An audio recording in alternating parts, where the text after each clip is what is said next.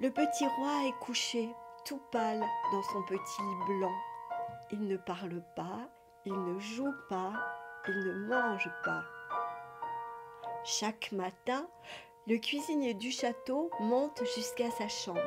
« Sire, voici une petite compote et de la brioche pour votre petit déjeuner. » Non, le petit roi fait non de la tête. « Sire, il faut manger un peu. Je vais vous préparer un pigeon bien tendre, avec de la purée au beurre salé. Voulez-vous ?» Non, le petit roi fait non de la tête. Chaque jour, le roi en personne s'annonce et paraît dans la chambre de l'enfant. « Mon fils, avez-vous mangé aujourd'hui ? Il faut reprendre des forces. Le royaume a besoin de vous. » Non, le petit roi fait non de la tête. Le roi insiste. « Je vais demander au cuisinier de vous préparer un bon morceau de bœuf, bien saignant, pour vous redonner la santé. » Non, le petit roi fait non de la tête. Le professeur particulier arrive, avec ses livres et ses cahiers plein les bras. « Sire, aujourd'hui nous pourrions faire un peu de latin et de mathématiques, et même du solfège. » Non, le petit roi fait non de la tête.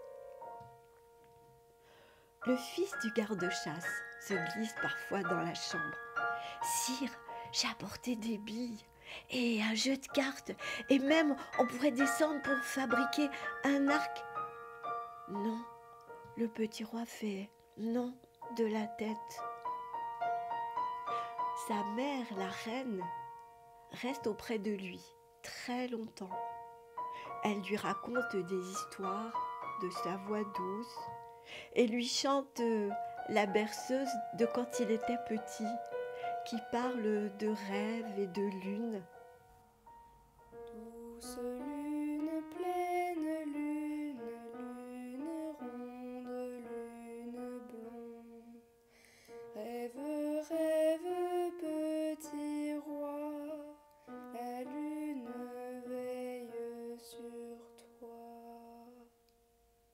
Un soir, à travers les rideaux, l'enfant aperçoit la lune. Il demande qu'on ouvre grand la fenêtre. Comme elle est belle!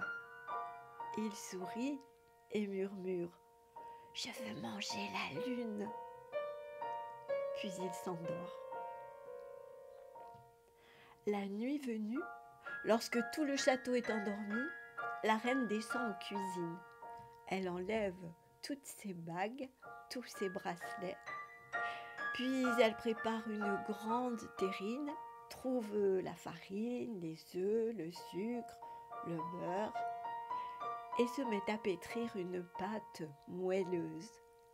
La belle galette qui gonfle dans le four.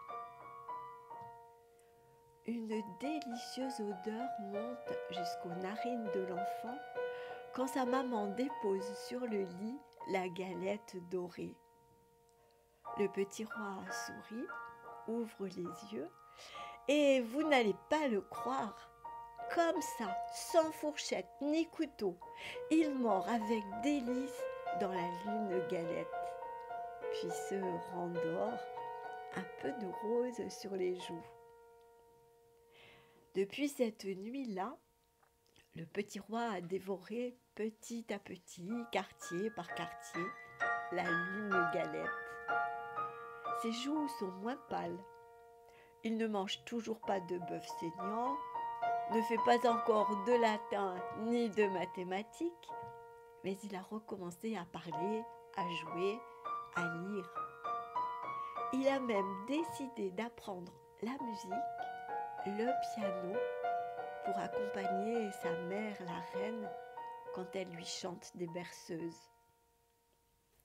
Vois son étrange lumière dans le mystère et le froid.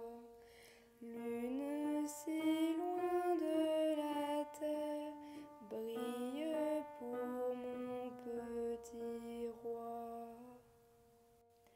vous, lorsque vous regarderez le ciel, la lune ronde, la lune blonde, vous penserez peut-être au petit roi qui croque, quartier par quartier, la lune galette.